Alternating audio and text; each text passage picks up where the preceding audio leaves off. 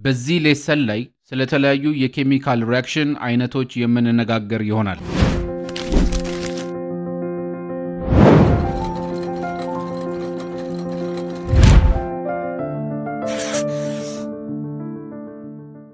በኬሚስትሪ ውስጥ ኬሚካል ሪአክሽኖችን በአራት እንከፍላቸዋለን። ዳይሬክት ኮምቢኔሽን ሪአክሽን፣ ዲኮምፖዚሽን ሪአክሽን፣ ሲንግል ዲስፕሌስመንት ሪአክሽን እና ደብል ዲስፕሌስመንት ሪአክሽን እንላቸዋለን። እኛን ጨምሮ በአይናችን ልናያቸው የምንችላቸው ማናቸውንም ነገሮች ማተር የተባለ በዩኒቨርሳችን ውስጥ ያሉ ነገሮች ሁሉ የተሰሩት ከነዚህ በፔሪዮዲክ ቴብል ላይ ያሉ ኤሌመንቶች ነው። እነዚህ ኤሌመንቶች የተሰሩት ከአተም ነው። አተም በውስጡ ኒኩለስ ሲኖረው በኒኩለሱ ውስጥ ፕሮቶን እና ኒውትሮንን ይዟል። በኒኩለሱ ዙሪያ ደግሞ የተለያዩ ኤሌክትሮኖች ይገኛሉ። በኒኩለሳቸው ውስጥ አንድ ፕሮቶን የያዙትን አቶሞች የሃይድሮጅን አቶሞች እንላቸዋለን። በኒኩለሳቸው ውስጥ ሁለት ፕሮቶን የያዙ አቶሞችን የሂሊየም አቶሞች እንላቸዋለን። በኒኩለሳቸው ውስጥ 3 ፕሮቶን የያዙትን ሊቲየም አተም እንላቸዋለን። 55 ፕሮቶን ካላቸው ሲዚየም እንላቸዋለን። 47 ፕሮቶን ካላቸው ሲልቨር እንላቸዋለን። 79 ፕሮቶን ካላቸው የጎልድ ወይንም የወርቅ አቶም እንላቸዋለን። በዚህ ፔሪዮዲክ ቴብል ላይ የምናያቸው ሁሉም ኤሌመንቶች የተለያየ የፕሮቶን ቁጥር ካላቸው አቶሞች የተሰሩ ናቸው። እነዚህ ኤሌመንቶች አንድ ላይ በመሆን በዙሪያችን ያሉ ሁሉንም ነገሮች እኛን ጨምረው ይፈጥራሉ። ልክ እንደዚህ አብረው እየሆኑ የተለያዩ ኮምፓውንዶችን የሚፈጥሩበትን ሂደት ኬሚካል ሪአክሽንስ እንላቸዋለን። በዚህ ሌሰን ላይ የምንነጋገረው ስለተለያዩ አይነት ኬሚካል ሪአክሽኖች ነው። የመጀመሪያው የኬሚካል ሪአክሽን አይነት ዳይሬክት ኮምቢኔሽን ሪአክሽን ይባላል። እዚህ ጋር ከስሙም ልትረዱ እንደምትችሉት የተለያዩ ኤሌመንቶችና ኮምፓውንዶች በቀጥታ ኮምባይን የሚያደርጉበት ሪአክሽን ነው። ለምሳሌ ኤ የሚባል ኤሌመንት ወይንም ኮምፓውንድ ቢኖረን፣ እንደዚሁም ደግሞ ቢ የሚባል ኤሌመንት ወይንም ኮምፓውንድ ቢኖረን፣ እነዚህ ሁለት ኤሌመንቶች ወይንም ኮምፓውንዶች ሪአክት አድርገው ኤቢ የሚባል አንድ ወጥ የሆነ ፕሮዳክት የሚሰጡን ከሆነ የዚህ አይነት ሪአክሽን ዳይሬክት ኮምቢኔሽን ሪአክሽን እንለዋለን። ምክንያቱም ኤ እና ቢ ኮምባይን አድርገው አንድ ላይ ሆነው ኤቢ የሚባል ፕሮዳክት ስለሰጡን ማለት ነው። ለምሳሌ ሶዲየም የሚባል ኤሌመንት እና ክሎሪን የሚባል ኤሌመንት ሪአክት አድርገው ሶዲየም ክሎራይድ የሚባል አንድ ወጥ የሆነ ፕሮዳክት ከሰጡን ዳይሬክት ኮምቢኔሽን ሪአክሽን አካሄዱ ማለት እንችላለን። ወይም ደግሞ ሁለት ኮምፓውንዶች አንድ ላይ ሪአክት አድርገው አንድ ወጥ የሆነ ኮምፓውንድ ከሰጡንም ዳይሬክት ኮምቢኔሽን ሪአክሽን ነው የምንለው። ለምሳሌ ካልሲየም ኦክሳይድ እና ካርበን ዳይ ኦክሳይድ ሪአክት አድርገው ካልሲየም ካርቦኔት ከሰጡን ሁለት የተለያዩ ኮምፓውንዶች ነበሩ፣ አንድ ላይ ሪአክት አደረጉ፣ አንድ ኮምፓውንድ ሰጡን፣ አንድ ፕሮዳክት ሰጡን። ልክ እንደዚህ ሲሆን ዳይሬክት ኮምቢኔሽን ሪአክሽን እንለዋለን። በመጽሐፋችን ላይ ሐሳቡን በደንብ እንድንረዳው አንድ ኤክስፐሪመንት እንድንሰራ ይጠይቀናል። የሚጠይቀን ደግሞ ሰልፈርና አይረን ምን አይነት ሪአክሽን እንደሚኖራቸው እንድናይ ነው። አይረን ልክ የዚህ አይነት ቀለም ያለው ኤሌመንት ነው። ሰልፈር ደግሞ ልክ እንደምትመለከቱት ወደ ቢጫ የሚጠጋ ቀለም ያለው ኤሌመንት ነው። ኤክስፐሪመንታችን የሚሆነው እነዚህ ሁለት ኤሌመንቶች ሪአክት ሲያደርጉ የሚፈጠረውን ነገር ማየት ነው። እነዚህ ሁለት ኤሌመንቶች ሪአክት እንዲያደርጉ መጀመሪያ ዝም ብለን ማደባለቅ ወይንም ሚክስ ማድረግ አለብን። ይሄ ማለት ሁለቱን ስናደባለቃቸው ልክ እንደዚህ አይነት ድብልቅ እናገኛለን። እዚህ ጋር ልብ ማለት ያለባችሁ ሁለቱን አደባለቅናቸው ማለት ሪአክት አድርገዋል ማለት አይደለም። ጀስት ፊዚካሊ ደባልቀናቸው አብረው እንዲሆኑ ብቻ ነው ያደረግናቸው። በዚህ ኤክስፐሪመንት ላይ ይህንን ማረጋገጥ ከፈለጋችሁ አይረን ማግኔቲክ ባህሪ ስላለው ወደ አደባለቃችሁት አይረንና ሰልፈር ማግኔት ስታስጠጉ ወዲያውኑ አይረኖቹ ተለይተው በማግኔቱ ይሳባሉ። ከዚህ እንደምትረዱት አይረኑና ሰልፈሩ አብረው ሚክስድ ሆነው ከመቀመጣቸው ውጪ ሪአክት እንዳላረጉ መገንዘብ ትችላላችሁ። አይረንና ሰልፈር ሪአክት ለማድረግ የግዴታ ከፍተኛ የሆነ ሙቀት ወይንም ሂት ኤክስፒሪየንስ ማድረግ አለባቸው። እንዴት ሪአክት ማድረግ እንደሚችሉ ላሳያችሁ። ይህንን ኤክስፐሪመንት ለመስራት ልክ እንደዚህ አይነት ቴስት ቲዩብ ያስፈልገናል። ከዛም የደባለቅናቸውን የአይረንና የሰልፈር ኤሌመንቶች እዚህ ቴስት ቲዩብ ውስጥ እናስገባቸዋለን። በመቀጠል ቴስት ቲዩቡን ልክ እንደዚህ የቴስት ቲዩብ ሆልደር በመጠቀም ከፍ አድርገን እንሰቅለዋለን።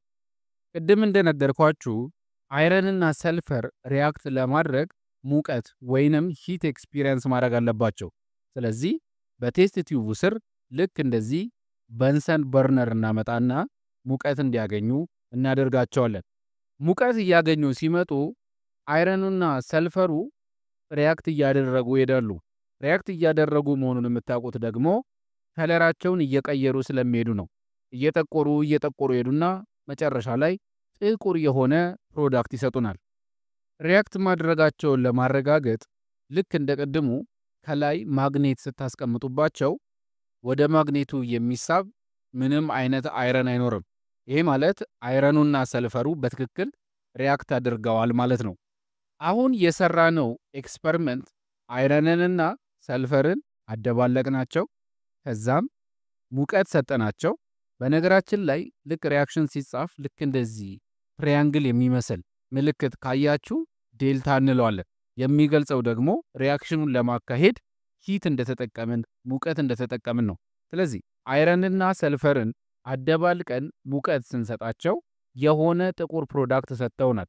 ያ ጥቁር ፕሮዳክት አይረን ሰልፋይድ ይባላል። ስለዚህ ልክ እንደዚህ ሁለት የተለያዩ ኤሌመንቶችን ወይንም ኮምፓውንዶችን ሪያክት እንዲያደርጉ ስናረጋቸው አንድ ወጥ የሆነ ፕሮዳክት የሚሰጡን ከሆነ ዳይሬክት ኮምቢኔሽን ሪያክሽን እንለዋለን። መጽሐፋችን እንደምትመለከቱት ኤክስፐሪመንቱን ከሰራን በኋላ የምንመልሳቸውን ጥያቄዎች አስቀምጦልናል። የመጀመሪያው ጥያቄ የአይረንና የሰልፈሩ ከለር ከሪያክሽኑ በፊት ምን ይመስል ነበር ነው የሚለን። አሁን ኤክስፐሪመንቱን ስንሰራ እንደተነጋገርነው አይረኑ የዚህ አይነት ከለር ሲኖረው፣ ሰልፈሩ ደግሞ የዚህ አይነት ወደ ቢጫ የሚሄድ ከለር ነበረው። ሁለተኛ ላይ የሚጠይቀን ደግሞ መጨረሻ ላይ ያገኘነው ኮምፓውንድ ከለሩ ምን አይነት ነው የሚለን። አሁን እንደተመለከትነው መጨረሻ ላይ ያገኘነው የአይረን ሰልፋይድ ከለር ወደ ጥቁር የሚሄድ ከለር ነበረ። ሶስተኛ ላይ ደግሞ የሚጠይቀን ይህንን ኬሚካል ኢኩዌሽን ባላንስ እንድናረገው ነው። ያው እኛ ኦሬዲ የጻፍነው ኬሚካል ኢኩዌሽን ባላንስድ ነው። ለማንኛውም ዳይሬክት ኮምቢኔሽን ሪያክሽን የምንለው ሁለት የተለያዩ ኤሌመንቶች ወይንም ኮምፓውንዶች ሪያክት አድርገው አንድ ወጥ የሆነ ኮምፓውንድ ወይንም ፕሮዳክት የሚሰጡን ከሆነ ነው። አሁንም ልብ በሉ፣ በዳይሬክት ኮምቢኔሽን ሪያክሽን ላይ የሚኖረን ፕሮዳክት አንድ ፕሮዳክት ወይንም ሲንግል ፕሮዳክት ነው። ይህንን ሐሳብ ከተረዳን እስቲ አሁን ደግሞ ስለ ዲኮምፖዚሽን ሪያክሽን እንነጋገር። ዲኮምፖዚሽን ሪያክሽን ከስሙ ራሱ መረዳት እንደምትችሉት ኮምፓውንዶች ዲኮምፖዝ የሚሆኑበት የሚፈርሱበት ሪያክሽን ነው። ይሄ ማለት ኤቢ የሚባል ኮምፓውንድ ካለን ይሄ ኮምፓውንድ በኬሚካል ሪያክሽን ውስጥ አልፎ ኤ ወደሚባልና ቢ ወደሚባሉ ኤሌመንቶችና ኮምፓውንዶች ብሬክዳውን ሲሆን ዲኮምፖዝ ሲሆን ዲኮምፖዚሽን ሪያክሽን እንለዋለን። ልብ ካላችሁት ቴክኒካሊ ቅድም የተነጋገርነው የኮምቢኔሽን ሪያክሽን ተቃራኒ ነው። የተለያዩ ኮምፓውንዶች በተለያዩ ምክንያቶች ዲኮምፖዚሽን ሪያክሽን ሊያካሂዱ ይችላሉ። ለምሳሌ አንድ ኮምፓውንድ ለሙቀት ኤክስፖዝ በሚሆንበት ሰዓት ላይ ዲኮምፖዝ ሊያደርግ ይችላል ወይንም ሊፈርስ ይችላል። ልክ እንደዚህ ዲኮምፖዚሽን ሪያክሽን የሚካሄድ ከሆነ ተርማል ዲኮምፖዚሽን እንለዋለን። ምክንያቱም በሙቀት ኢንዲዩስድ የሆነ ስለሆነ ማለት ነው። በአንጻሩ ደግሞ ኮምፓውንዱ ዲኮምፖዚሽን ሪያክሽኑን ለብርሃን ወይንም ለላይት ኤክስፖዝ በሚሆንበት ሰዓት ላይ ኢንዲዩስ ሊያደርገው ይችላል። ልክ እንደዚህ በብርሃን ኢንዲዩስድ የሚሆኑ ዲኮምፖዚሽን ሪያክሽኖችን ደግሞ ፎቶ ዲኮምፖዚሽን እንላቸዋለን። በሌላ መልኩ ደግሞ ኮምፓውንዱ ዲኮምፖዚሽን ሪያክሽን እንዲያደርግ የሚያደርገው ኮምፓውንዱ ለኤሌክትሪክ ቻርጅ ተጋልጦ ከሆነ የዚህን አይነቱ ዲኮምፖዚሽን ሪያክሽን ኤሌክትሪካል ዲኮምፖዚሽን እንለዋለን። የዲኮምፖዚሽን ሪያክሽን ሐሳብን በደንብ ለመረዳት አንዳንድ ምሳሌዎችን እንይ። ለምሳሌ እዚህ ጋር አንድ ሜርኩሪ ኦክሳይድ የሚባል ኮምፓውንድ ቢኖረን ይህ ኮምፓውንድ ለሙቀት በሚጋለጥበት ጊዜ ወደ ተለያዩ ኤሌመንቶች ይበተናል፣ ወደ ሜርኩሪና ኦክሲጅን። ልክ እንደዚህ አይነት ሪያክሽኖችን ዲኮምፖዚሽን ሪያክሽን እንላቸዋለን። በተመሳሳይ መልኩ ፖታሲየም ክሎሬት ቢኖረን ይህንን ፖታሲየም ክሎሬት ለሙቀት ብናጋልጠው ወደ ፖታሲየም ክሎራይድ እና ወደ ኦክሲጅን ይበተናል። ይህንንም ሪያክሽን የዲኮምፖዚሽን ሪያክሽን የምንለው። የዲኮምፖዚሽን ሪያክሽንን ሐሳብ በተወሰነ መልኩ የተረዳችሁት ይመስለኛል። ሐሳቡን የበለጠ እንድንረዳው ደግሞ ይህንን በመጽሐፋችን ላይ የተሰጠንን ኤክስፐሪመንት እንስራ። ይህ ኤክስፐሪመንት የሚጠይቀን ኮፐር ካርቦኔት የሚያካሂደውን የዲኮምፖዚሽን ሪያክሽን ኢንቨስቲጌት እንድናደርግ ነው። ኮፐር ካርቦኔት የምንለው ልክ እንደዚህ እንደምትመለከቱት ወደ አረንጓዴ ከለር የሚሄድ ኮምፓውንድ ነው። አሁን የምናየው ይህ ኮፐር ካርቦኔት እንዴት ዲኮምፖዚሽን ሪያክሽን አካሂዶ ወደ ተለያዩ ኤሌመንቶች እንደሚበተን ነው። ይህንን ኤክስፐሪመንት ለመስራት አሁንም እንደቀድሙ አንድ ቴስት ቲዩብ ያስፈልገናል። ከዛም በቴስት ቲዩባችን ውስጥ ይህንን ኮፐር ካርቦኔት እናስገባለን። ይህን ካደረግን በኋላ እንደቀድሙ ቴስት ቲዩባችንን በቴስት ቲዩብ ሆልደር ላይ እናንጠለጥለዋለን። እዚህ ጋር ደግሞ ሌላ ቴስት ቲዩብ እናመጣና ውስጡ ላይም ወተር እንጨምርበታለን። ላይም ወተር የምንለው በውሃ ውስጥ ካልሲየም ሃይድሮክሳይድ አሟምተን የምናገኘው ምንም ከለር የሌለው ውሃ የሚመስል ፈሳሽ ነው። ለምን እንደምንጠቀምበት ኤክስፐሪመንታችንን እየሰራን እነግራችኋለሁ። ከዚህ በመቀጠል ላይም ወተሩን ያደረግንበትን ቴስት ቲዩብና ኮፐር ካርቦኔቱን ያስቀመጥንበትን ቴስት ቲዩብ ልክ እንደዚህ በዴሊቨሪ ቲዩብ እናገናኛቸዋለን። አሁን ኤክስፐሪመንታችንን መጀመር እንችላለን። ኮፐር ካርቦኔት ዲኮምፖዚሽን ሪያክሽኑን እንዲጀምር የግዴታ ሙቀት ማግኘት ስላለበት ሙቀት እንዲያገኝ ከታች በበንሰን በርነር ሂት እንሰጠዋለን። ልክ ሂቱን ሲያገኝ የዲኮምፖዚሽን ሪያክሽኑን ይጀምርና ከኮፐር ካርቦኔቱ ጋዞች ሪሊዝድ የሆኑ በዴሊቨሪ ቲዩባችን በኩል አድርገው ወደ ላይም ወተሩ ይገባሉ። ሪያክሽኑ እየተካሄደ በመጣ ቁጥር አረንጓዴ የሆነው ኮፐር ካርቦኔት ወደ ጥቁርነት እየተለወጠ፣ በአንጻሩ ደግሞ ጋዙ እየሄደበት ያለው የላይም ወተር ደግሞ እየነጣ የወተት ከለር ያለው ፈሳሽ እየሆነ ይሄዳል። ዲኮምፖዚሽን ሪያክሽኑ ካለቀ በኋላ ቴስት ቲዩቦቹን ስንመለከታቸው ላይም ወተር የነበረበት ቴስት ቲዩብ ወተት የሚመስል ፈሳሽ ያለበት ይሆናል። አረንጓዴ ከለር የነበረው ኮፐር ካርቦኔትን ይዞ የነበረው ቴስት ቲዩብ ደግሞ ጥቁር ኬሚካልን ይይዛል። ይሄ ማለት ዴፊኔትሊ ዲኮምፖዚሽን ሪያክሽኑ ተካሂዷል ማለት ነው። ስለዚህ አረንጓዴ ከለር የነበረው ኮፐር ካርቦኔት ወደ እነዚህ ጥቁር ከለር ወዳለው ኮፐር ኦክሳይድ እና ይህንን ወተት የሚመስል ፈሳሽ እንዲፈጠር ወዳደረገው ካርቦን ዳይኦክሳይድ ተለውጠዋል። እዚህ ጋር ልታነሱ የምትችሉት ጥያቄ እንዴ ካርቦን ዳይኦክሳይድ ወተት ነው እንደሚመስለው ልትሉ ትችላላችሁ። አሁን እዚህ ጋር ቅድም ላይም ወተሩን መጠቀም ለምን እንዳስፈለገ ልንገራችሁ። ቅድም ሪያክሽኑን ስንሰራ እዚህ ጋር እንደምትመለከቱት ላይም ወተር ወይንም የካልሲየም ሃይድሮክሳይድ ሶሉሽንን ተጠቅመን ነበር። ይህንን ላይም ወተር ባንጠቀም ኖሮ ሪያክሽኑ ይቀጥላል፣ ምንም ችግር የለው። ልክ ሂት በምትሰጡበት ሰዓት ላይ ኮፐር ካርቦኔቱ ወደ ኮፐር ኦክሳይድ እና ወደ ካርቦን ዳይኦክሳይድ ይለወጣል። ካርቦን ዳይኦክሳይዱ ጋዝ ስለሆነ ልክ እንደዚህ ሪሊዝድ ይሆናል። ግን ችግሩ እኛ ካርቦን ዳይኦክሳይድን በአይናችን ማየት አንችልም። ልክ የምንተነፍሰውን አየር ማየት እንደማንችለው ማለት ነው። ስለዚህ ይህንን ኤክስፐሪመንት በምንሰራበት ጊዜ ከዚህ ዲኮምፖዚሽን ሪያክሽን ካርቦን ዳይኦክሳይድ ማግኘት አለማግኘታችንን ማረጋገጥ የምንችለው ኢንዳይሬክትሊ ነው ማለት ነው። ስለዚህ ካርቦን ዳይኦክሳይዱን ዲቴክት ለማድረግ ልክ እንደዚህ ላይም ወተር ያለበትን ቴስት ቲዩብ በዲሊቨሪ ቲዩብ ኮፐር ካርቦኔታችን ካለበት ቴስት ቲዩብ ጋር እናገናኘዋለን።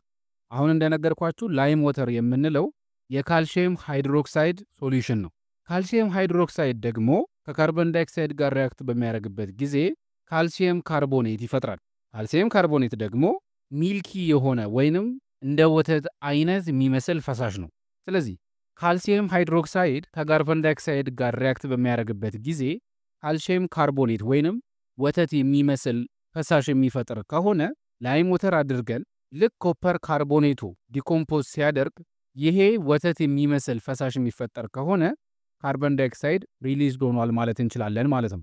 ስለዚህ ይህንን ላይም ወተር የምንጠቀመው የኮፐር ካርቦኔቱን ዲኮምፖዚሽን ሪያክሽን ፕሮዳክት የሆነውን ካርቦን ዳይኦክሳይድን ዲቴክት ለማድረግ ነው። አሁን ግልጽ የሆነላችሁ ይመስለኛል።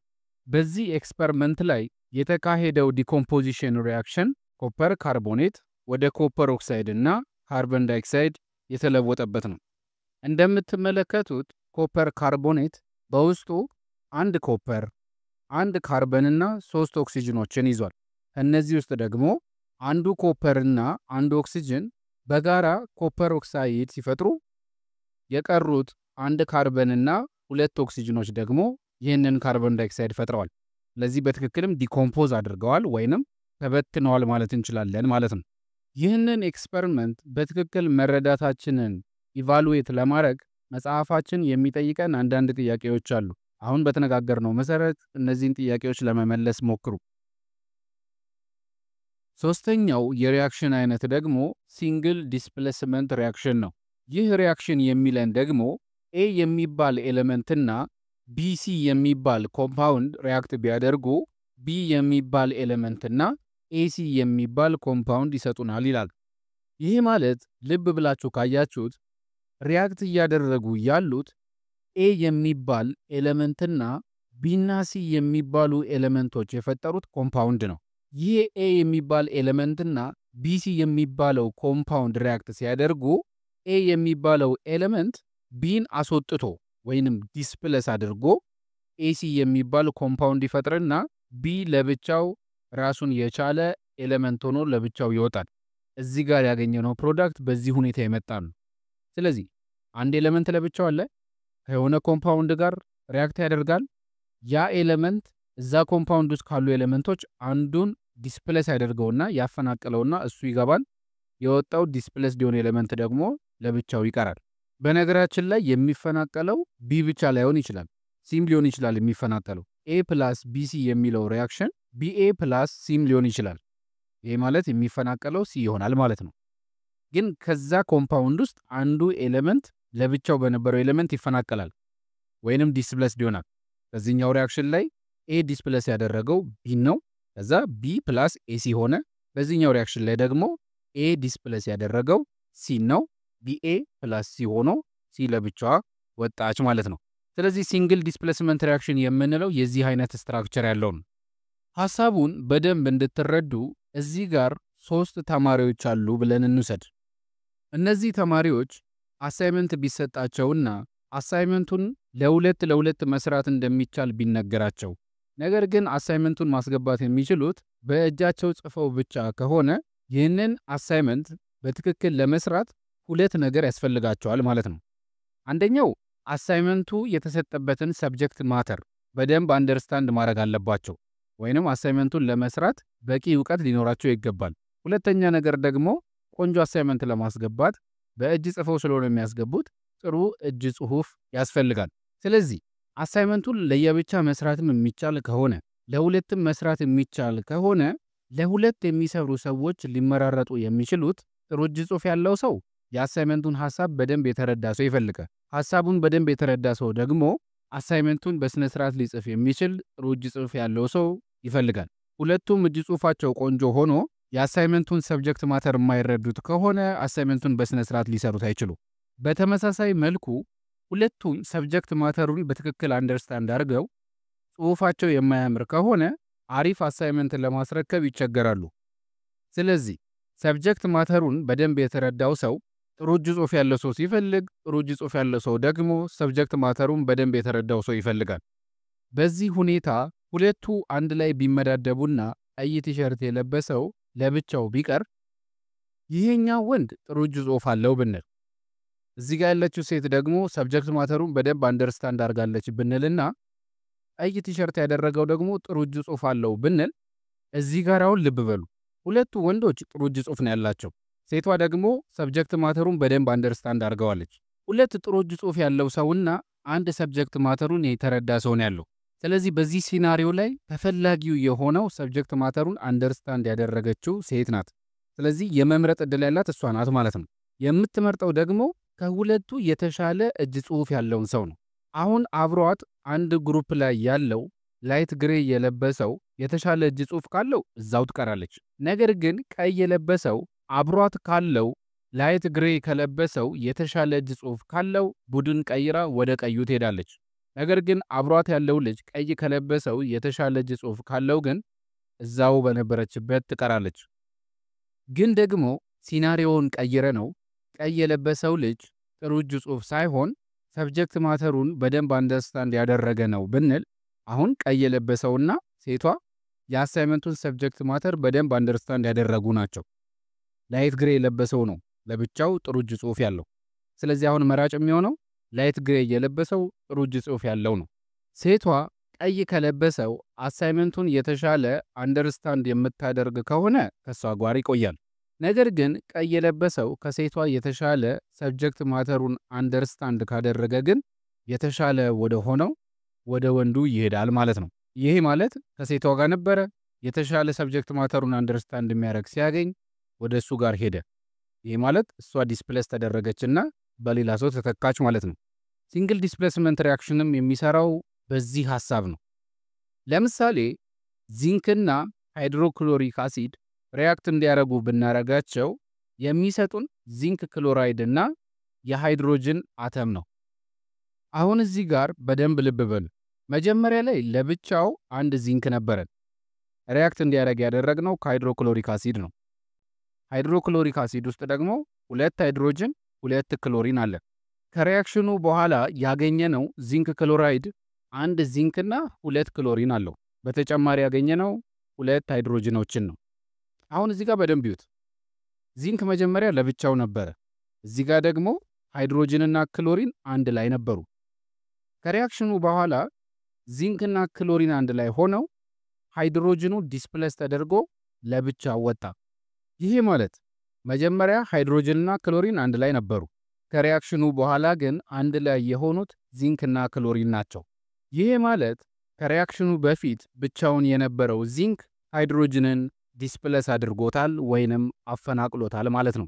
ነገር ግን እዚህ ጋር ልጠይቁ የምትችሉት ጥያቄ ለምንድን ነው ዚንክ ሃይድሮጅንን ዲስፕሌስ ያደረገው? ለምንድን ነው ክሎሪንን ያላደረገው ካላችሁ ቅድም በተማሪዎቹ የሰጧችሁን ኤግዛምፕል አስታውሱ። ሁል ጊዜ የሚፎካከሩት ተመሳሳይ ባህሪ ያላቸው ተመሳሳይ ብቃት ያላቸው ነገሮች ናቸው።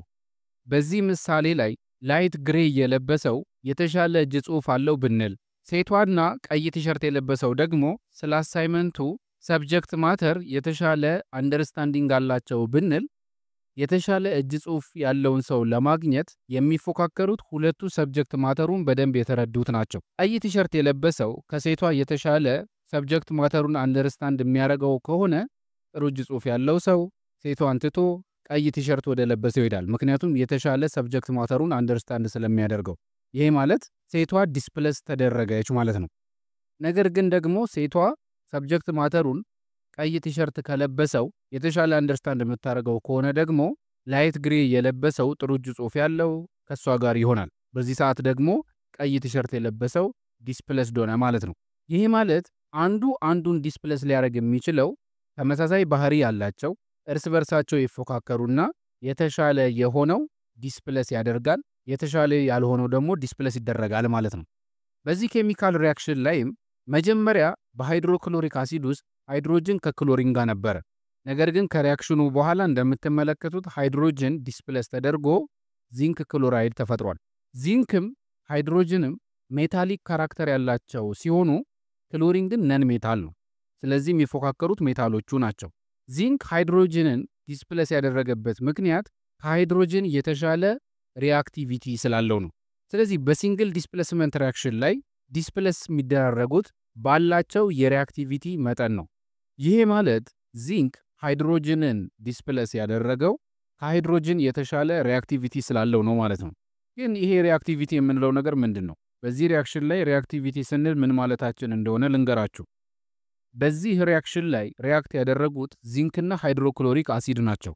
የዚንክ አቶሚክ ነምበር 30 ስለሆነ ኒውትራል የሆነ የዚንክ አተም 30 ኤሌክትሮኖች ይኖሩታል።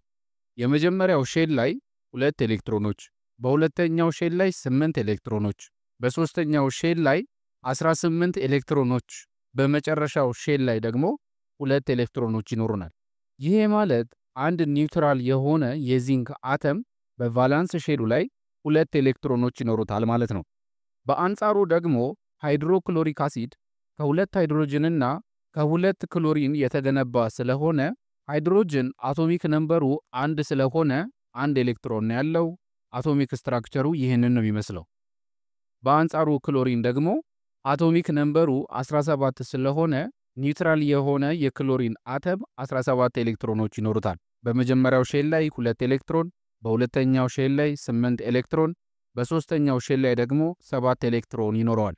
ከዚህ የምንረዳው ሃይድሮጅን በቫላንስ ሼሉ ላይ 1 ኤሌክትሮን ሲኖረው ክሎሪን ደግሞ በቫላንስ ሼሉ ላይ ያለው 7 ኤሌክትሮን ነው። ይሄ ማለት ሃይድሮጅን የመጀመሪያ ሼሉን ለመሙላት 1 ኤሌክትሮን ያስፈልገዋል። ክሎሪንም በቫላንስ ሼሉ ላይ 8 ኤሌክትሮን ለማግኘት 1 ኤሌክትሮን ይጎለዋል። ይህንን ለማሟላት ከቫላንስ ሴሎቻቸው ላይ አንድ ኤሌክትሮን ሼር ያደርጋሉ። ይህም ሃይድሮ ክሎሪክ አሲድን ይፈጥራል። በኢኩዌሽናችን ላይ እንደምትመለከቱት 2 HCl ስለሆነ ያለን እዚህ ጋር ሌላ የሃይድሮ ክሎሪክ አሲድ አቶሚክ ስትራክቸርን ጨምር። ይሄ ማለት ከላይ ያለውን ሪያክሽን የሚፈጥሩት የዚንክና የሃይድሮ ክሎሪክ አሲድ አቶሚክ ስትራክቸር ይሄ ነው። በሃይድሮ ክሎሪክ አሲዱ ላይ እንደምትመለከቱት ሃይድሮጅንና ክሎሪን ኬሚካሊ ሪያክት ያደረጉት እነዚህን ኤሌክትሮኖች ሼር በማድረግ ነው። ከዚህ በፊት እንደተማራችሁት ደግሞ የተለያዩ ኤሌመንቶች ኤሌክትሮን ሼር አድርገው ቦንድ በሚፈጥሩበት ጊዜ ይህንን ቦንድ ኮቫለንት ቦንድ እንለዋለን። አሁን እዚህ ጋር ያለው አንድ ጥያቄ ነው። ሃይድሮጅን ከክሎሪን ጋር ሪያክት ያደረገው ኮቫለንት ቦንድ ፈጥሮ ነው፣ ኤሌክትሮን ሼር አድርጎ ነው። ስለዚህ ዚንክ በሚመጣበት ጊዜ የክሎሪን አማራጭ ከሃይድሮጅን ጋር ይህንን ኮቫለንት ቦንድ ይዤ ልቀጥል ወይንስ ከዚህ ቦንድ የተሻለ ሌላ ጠንካራ ቦንድ መፍጠር እችላለሁ ወይ ብሎ ነው የሚያስበው። ይህንን ጥያቄ ለመመለስ ክሎሪን ከሃይድሮጅን ጋር ያለውን ቦንድ በጥሶ ከዚንክ ጋር ሪያክት ቢያደርግ የሚፈጠረውን ነገር ላሳያችሁ። ቅድም እንደተነጋገርነው ዚንክ በቫላንስ ሼሉ ላይ ያሉት 2 ኤሌክትሮኖች ናቸው። ዚንክ እነዚህን 2 ኤሌክትሮኖች ሪሊዝ ካደረገ የመጨረሻው ቫላንስ ሼሉ የተሟላ ይሆናል፣ ስቴብል ይሆናል። ስለዚህ እነዚህን 2 ኤሌክትሮኖች መስጠት ይፈልጋል። እነዚህ 2 ክሎሪኖች ደግሞ ስቴብል ለመሆን አንድ ኤሌክትሮን ነው የሚፈልጉት። ይሄ ማለት ዚንክ እነዚህን 2ቱን ኤሌክትሮኖች ሪሊዝ በሚያደርግበት ጊዜ ራሱም ስቴብል ይሆናል፣ 2 ክሎሪኖችም ስቴብል ይሆናሉ። ከዚህ በተጨማሪ ደግሞ 2 ኔጌቲቭሊ ቻርጅድ የሆኑ ኤሌክትሮኖችን ሪሊዝ ስላደረገ ወይንም ከላዩ ላይ ስለቀነሰ ሞር ፖዚቲቭ እየሆነ ይሄዳል። በአንጻሩ ደግሞ ክሎሪኖቹ ኔጌቲቭሊ ቻርጅድ የሆነ ኤሌክትሮን ስለተቀበሉ ሞር ኔጌቲቭሊ ቻርጅድ ይሆናሉ። ስለዚህ ዚንኩ ፖዚቲቭሊ ቻርጅድ ከሆነ ክሎሪኖቹ ደግሞ ኔጌቲቭሊ ቻርጅድ የሚሆኑ ከሆነ እርስ በርሳቸው ይሳሳባሉ። በዚህ ሁኔታ ኤሌመንቶች ሪያክት አድርገው ኮምፓውንድ በሚፈጥሩበት ጊዜ አዮኒክ ቦንድ ፈጠሩ እንላለን። ዚንክና ክሎሪንም ዚንክ ክሎራይድን የሚፈጥሩት በዚህ መንገድ ነው። አሁን የክሎሪኖቹ ምርጫ 2 ነው። አንደኛው ሙሉ ኤሌክትሮን ከሚሰጣቸው ዚንክ ጋር መቆየት ነው። ሁለተኛው ደግሞ ኤሌክትሮኖቹን ሼር እንዲያደርጉ ከሚያደርጓቸው ሃይድሮጅኖች ጋር መቆየት ነው። ልትገምቱ እንደምትችሉት ከሃይድሮጅኖች ጋር ኤሌክትሮን ሼር ከማድረግ ይልቅ ከዚንክ ጋር ሆነው የራሳቸው ኤሌክትሮን ቢኖራቸውና አዮኒክ ቦንድ ክሬት ቢያደርጉ ሞር ስቴብል ይሆናሉ። ስለዚህ ዚንክና ሃይድሮክሎሪክ አሲድ ሪያክት በሚያደርጉበት ጊዜ ሃይድሮጅን ዲስፕለስ ይደረግና ዚንክ ይተካል። በዚህ ምክንያት ነው ዚንክ ከሃይድሮጅን የበለጠ ሪአክቲቪቲ ስላለው ዲስፕለስ ያደርጋል የምንለው። ዲስፕለስ የተደረጉት 2 ሃይድሮጅን አተሞች ደግሞ ያለቻቸውን አንዳንድ ኤሌክትሮን ሼር ያደርጉና ኮቫለንት ቦንድ መስርተው ሃይድሮጅን ሞለኪውል ይሆናሉ።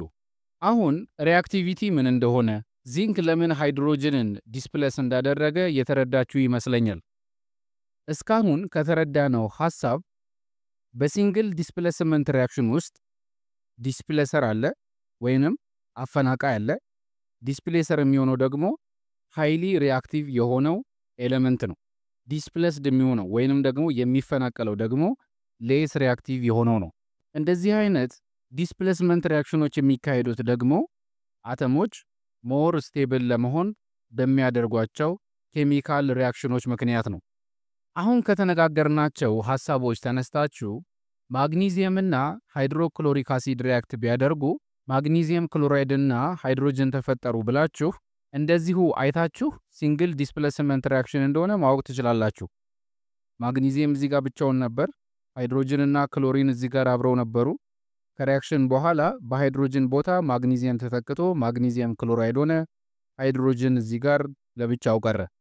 ሲንግል ዲስፕሌስመንት እንደሆነ በቀላሉ አወቃችሁ ማለት ነው። ልክ እንደዚህ ሙሉ ሪያክሽኑ ተጽፎ ከተሰጣችሁ ሲንግል ዲስፕሌስመንት ሪያክሽን መሆኑን መለየቱ ብዙ አይከብዳችሁም። ነገር ግን ቅድም ስነግራችሁ የነበረው የሪአክቲቪቲ ኮንሰፕት የሚመጣው ግን ልክ እንደዚህ ሪያክታንቶቹ ብቻ ተሰጠዋችሁ ፕሮዳክቱ ምን ሊሆን ይችላል ስትባሉን፣ ይህን ጊዜ ማን ነው ሞር ሪአክቲቭ ሆኖ ማንን ዲስፕሌስ የሚያደርገው የሚለውን ነገር በትክክል መረዳት አለባችሁ። ለምሳሌ አይረን እና ኮፐር ሰልፌት ሲንግል ዲስፕሌስመንት ሪያክሽን ቢያካሂዱ ፕሮዳክታቸው ምን ሊሆን ይችላል ከተባልን አይረን ማንን ነው ዲስፕሌስ ሊያደርግ የሚችለው የሚለውን ነገር መጀመሪያ መረዳት ይኖርብናል። በሲንግል ዲስፕሌስመንት ሪያክሽን ላይ ሜታል ዲስፕሌስ የሚያደርገው ሜታልን ነው። ነን ሜታል ዲስፕሌስ የሚያደርገው ነን ሜታልን ነው። ተመሳሳይ ብቃትና ተመሳሳይ ፕሮፐርቲ ያላቸው ኤሌመንቶች ናቸው ዲስፕሌስ የሚደራረጉት። ቅድም ቆንጆ ጽሑፍ ያለው ቆንጆ ጽሑፍ ያለውን ነው፣ ሰብጀክት ማተሩን የተረዳ ሰብጀክት ማተሩን የተረዳውን ነው ዲስፕሌስ ሊያደርግ የሚችለው እንዳለው ማለት ነው። ነገር ግን ሜታል ሜታልን ዲስፕሌስ ሊያደርግ የሚችለው ነን ሜታልን ነን ሜታል ዲስፕሌስ ሊያደርግ የሚችለው ሞር ሪአክቲቭ ከሆነ ነው። ይሄ ማለት ቅድም ጥሩ እጅ ጽሑፍ ያለው ሌላ ጥሩ እጅ ጽሑፍ ያለውን ሰው ዲስፕሌስ ሊያደርግ የሚችለው ከዛኛው ጥሩ እጅ ጽሑፍ ካለው የተሻለ ጥሩ እጅ ጽሑፍ ካለው ነው እንዳለው ማለት ነው። በዚህኛው ምሳሌ ላይ አይረን ሜታል ነው፣ ኮፐር ሜታል ነው። በዚህ በሰልፌት ውስጥ ደግሞ ሰልፈር እና ኦክሲጅን ነን ሜታል ናቸው። ሜታል ሜታልን ነው ዲስፕሌስ የሚያደርገው ስላልን አይረን ደግሞ ሜታል ስለሆነ አይረን ዲስፕሌስ ሊያደርግ የሚችለው ኮፐርን ነው። አሁን ትልቁ ጥያቄ የሚሆነው አይረን ከኮፐር የበለጠ ሪአክቲቭ ነው ወይ? ኮፐርን ዲስፕሌስ ሊያደርገው ይችላል ወይ የሚለው ነው። እንደነገርኳችሁ በዲስፕሌስመንት ሪያክሽን ላይ ዲስፕሌስ የሚደራረጉት ሜታል እና ሜታል ወይንም ነን ሜታል እና ነን ሜታል ናቸው። በሲንግል ዲስፕሌስመንት ሪያክሽን ላይ በብዛት የሚሳተፉት ኤሌመንቶች በፔሪዮዲክ ቴብላችን ላይ አልካላይ ሜታሎች፣ አልካላይ እርዝ ሜታልስ፣ ትራንዚሽን ሜታልስ እና ፖስት ትራንዚሽን ሜታሎች ናቸው። ስራችሁን እንዳቀልላችሁ ዋና ዋና የሚባሉትን በሲንግል ዲስፕሌስመንት ሪያክሽን ላይ የሚሳተፉትን ኤሌመንቶች ልንገራችሁ። ማግኒዚየም፣ ኮፐር፣ አልሙኒየም፣ ቲን፣ ኒኬል፣ ሲልቨር፣ ዚንክ፣ ሃይድሮጅን፣ ካልሲየም፣ ሊድ፣ ጎልድ፣ ፖታሲየም፣ አይረን፣ ሶዲየም፣ ሜርኩሪ በዋናነት በሲንግል ዲስፕሌስመንት ሪያክሽን ውስጥ የሚሳተፉ ሜታል ኤሌመንቶች ናቸው። አሁንም ስራችሁን የበለጠ ቀለል ለማድረግ እነዚህ ሜታል ኤሌመንቶች ባላቸው የሪአክቲቪቲ መጠን ደረጃ በደረጃ ልደርድርላችሁ። እንደምትመለከቱት ፖታሲየም ሞስት ሪአክቲቭ ሲሆን ጎልድ ደግሞ ካሉት ውስጥ ሊስት ሪአክቲቭ ነው። እነዚህ 15 የመረጥኳቸው ሜታሎች ብዙ ጊዜ የሚያጋጥሟችሁ ሲንግል ዲስፕሌስመንት ሪአክሽን ውስጥ የሚሳተፉ ሜታሎች ናቸው። ይህንን የሪአክቲቪቲ ደረጃ በማየት ማንን ዲስፕሌስ ሊያደርግ እንደሚችል ማወቅ ትችላላችሁ።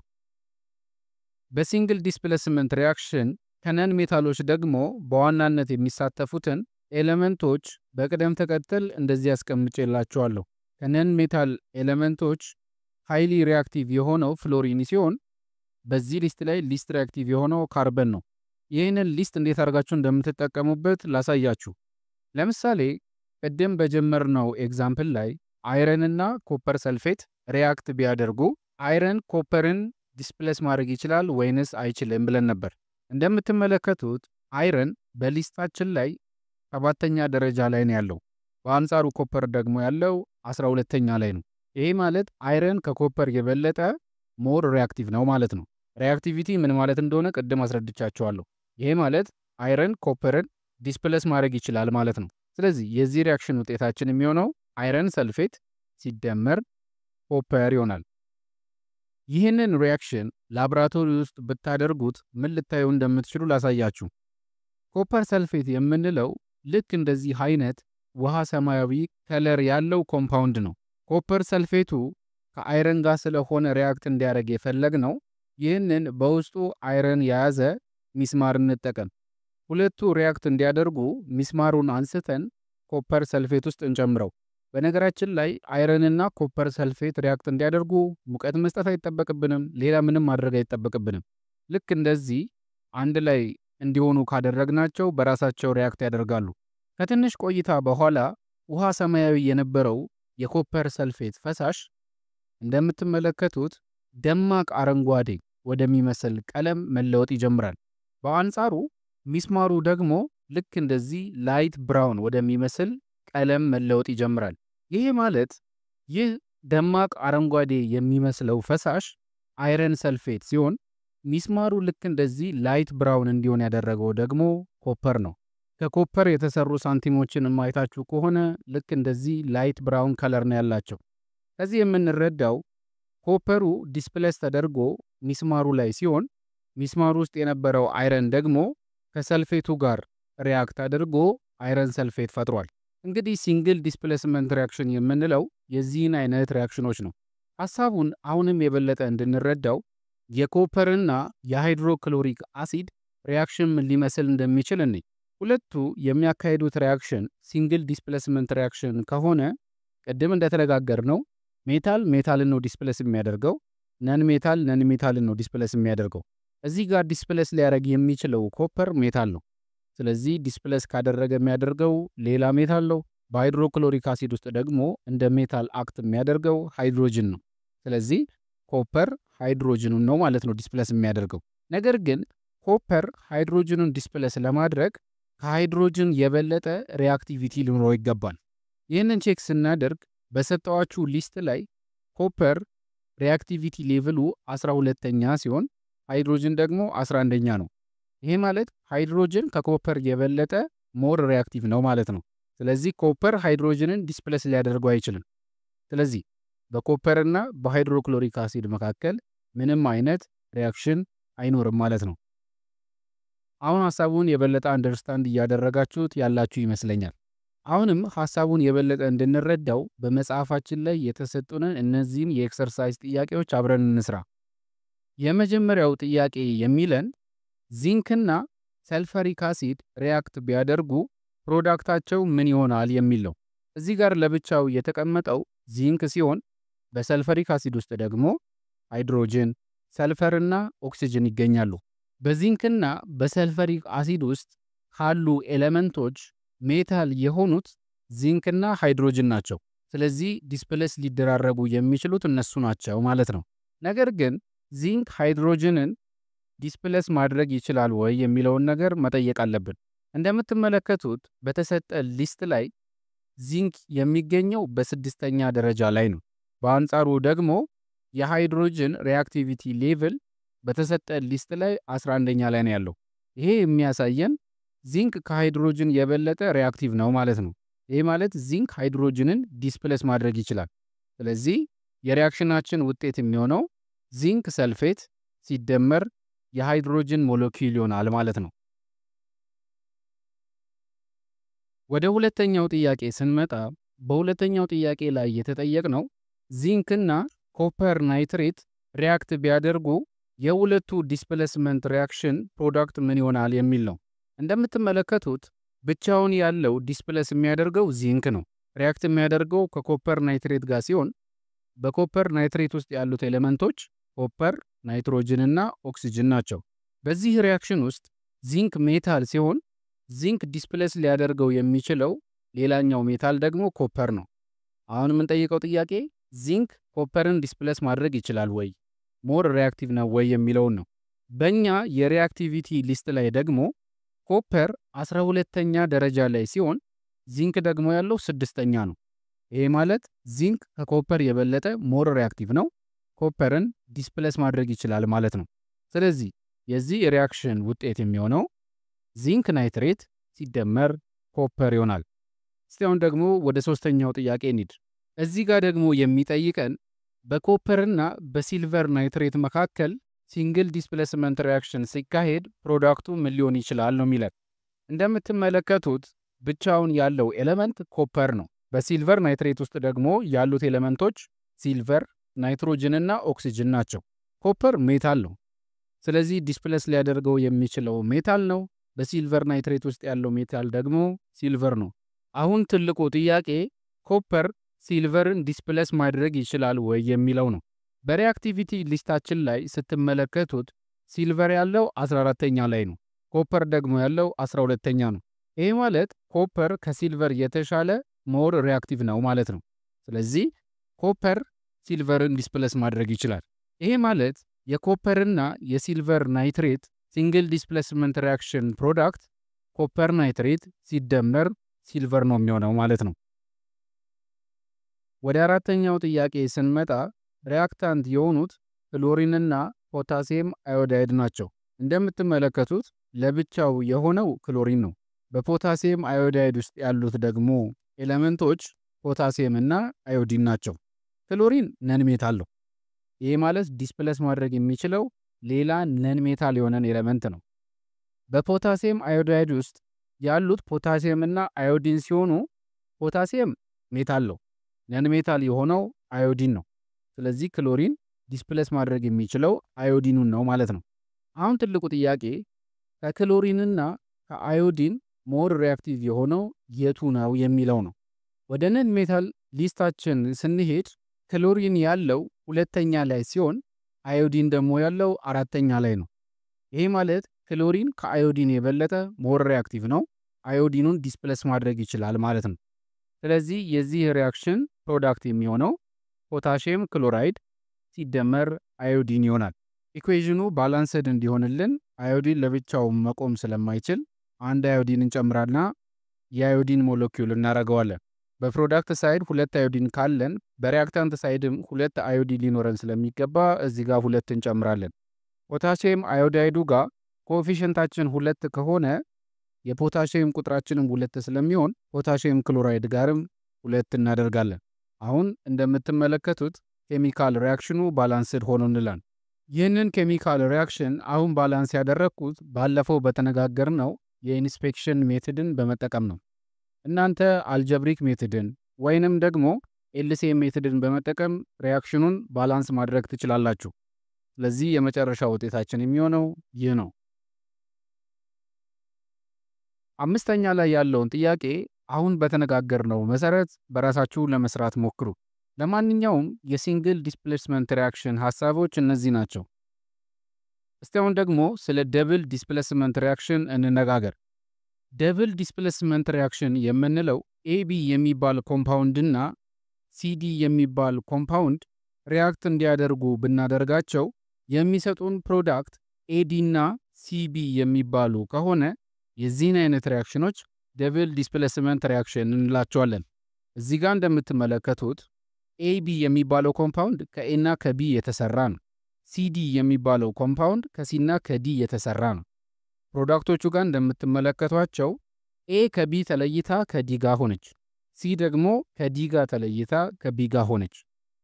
ይሄ ማለት ሁለት ኤሌመንቶች ቦታ ተቀያይረዋል ወይንም ዲስፕሌስመንት አካሂደዋል። ደብል ዲስፕሌስመንት ተካሂዷል ማለት ነው። የዚህ አይነት ሪያክሽኖች በብዛት የሚፈጠሩት በአኳየስ ሶሉሽኖች ውስጥ ሲሆን በዚህ አይነት ሪያክሽኖች ውስጥ የሚሳተፉት አዮኒክ ኮምፓውንዶች ናቸው። አዮኒክ ኮምፓውንድ የምንላቸው ቅድም እንደተነጋገር ነው በአዮኒክ ቦንድ የተያያዙ ኮምፓውንዶችን ነው። ለምሳሌ ሲልቨር ናይትሬትና ሶዲየም ክሎራይድ ሪያክት ቢያደርጉ ሲልቨር ናይትሬትም ሶዲየም ክሎራይድም አዮኒክ ኮምፓውንዶች ናቸው። የሚሰጡን ውጤት ሲልቨር ክሎራይድ እና ሶዲየም ናይትሬት ነው። ይሄ ማለት መጀመሪያ ሲልቨር ከናይትሬት ጋር ነበር፣ ከሪያክሽኑ በኋላ ሶዲየም ናይትሬት ሆነ። ሶዲየም ክሎራይድ ነበር፣ ከሪያክሽኑ በኋላ ሲልቨር ክሎራይድ ሆነ። ይሄ ማለት ደብል ዲስፕሌስመንት ተካሄደ። ሁለት ኤሌመንቶች ከነበሩበት ተፈናቅለው ወደ ሌላ ሄዱ ማለት ነው።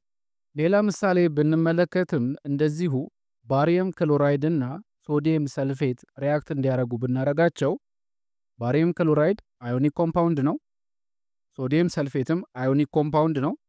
ሁለቱ ሪያክት በሚያደርጉበት ጊዜ የሚሰጡን ባሪየም ሰልፌት እና ሶዲየም ክሎራይድ ነው። አሁንም እንደምትመለከቱት ባሪየም እና ሶዲየም ቦታ ተቀያይረዋል፣ ደብል ዲስፕሌስመንት አካሂደዋል።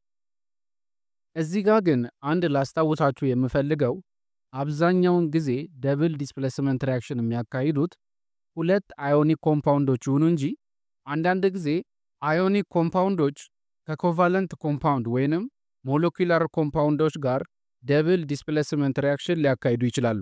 ለምሳሌ ሶዲየም ካርቦኔትና ሃይድሮክሎሪክ አሲድን ብንመለከት ሶዲየም ካርቦኔት አዮኒክ ኮምፓውንድ ነው። በአንጻሩ ሃይድሮክሎሪክ አሲድ ኮቫለንት ኮምፓውንድ ወይንም ሞለኪላር ኮምፓውንድ ነው። ምክንያቱም ሃይድሮጅን እና ክሎሪን የተያዙት በኮቫለንት ቦንድ ስለሆነ ማለት ነው። ነገር ግን ሁለቱ ሪያክት ሲያደርጉ ሶዲየም ክሎራይድ ውሃና ካርበን ዳይኦክሳይድ ይሰጡናል። እንደምትመለከቱት ሶዲየም ከክሎሪን ጋር ሆነ፣ ሃይድሮጅን ደግሞ በካርቦኔት ውስጥ ካሉት ኦክሲጅኖች ከአንዱ ጋር ሆነ፣ የቀሩት ኦክሲጅኖችና ካርበን ዳይኦክሳይድን ፈጠሩ። እንደምትመለከቱት የተቀያየሩት ሶዲየም እና ሃይድሮጅን ናቸው። ይሄ ማለት የደብል ዲስፕሌስመንት ሪያክሽን አካሂደዋል ማለት ነው። የደብል ዲስፕሌስመንት ሪያክሽንን ሐሳብ የበለጠ እንድንረዳው ይህንን ኤክስፐሪመንት እንስራ። ይህ ኤክስፐሪመንት የሚለን በሶዲየም ሰልፌትና በባሪየም ናይትሬት መካከል ምን አይነት ሪያክሽን እንደሚኖር ኦብዘርቭ አድርጉ ነው የሚለን። ሶዲየም ሰልፌትንና ባሪየም ናይትሬትን ስንመለከት በሶዲየም ሰልፌትና በሶዲየም ናይትሬት ውስጥ ያሉት ሜታሎች ሶዲየምና ባሪየም ሲሆኑ ነን ሜታሎቹ ደግሞ ያሉት በሰልፌትና በናይትሬት ውስጥ ነው። ቅድም እንደተነጋገርነው በሪያክሽኖች ላይ ሜታልን ነው ዲስፕሌስ የሚያደርገው፣ ነን ሜታልን ነው ዲስፕሌስ የሚያደርገው። ስለዚህ ሶዲየም ባሪየምን ነው ዲስፕሌስ ሊያደርግ የሚችለው፣ የሰልፌት ኤሌመንቶች የናይትሬት ኤሌመንቶችን ነው ዲስፕሌስ ሊያደርጉ የሚችሉት። ስለዚህ የምናገኘው ውጤት ባሪየም ሰልፌት ሲደመር ሶዲየም ናይትሬት ይሆናል ማለት ነው።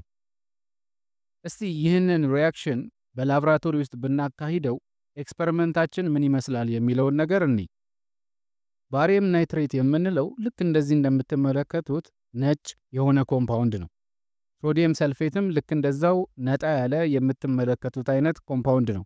ቅድም እንደነገርኳችሁ ደብል ዲስፕሌስመንት ሪያክሽን የሚካሄደው በአኳየስ ሶሉሽን ወይንም ፈሳሽ በሆኑ ነገሮች ውስጥ ነው።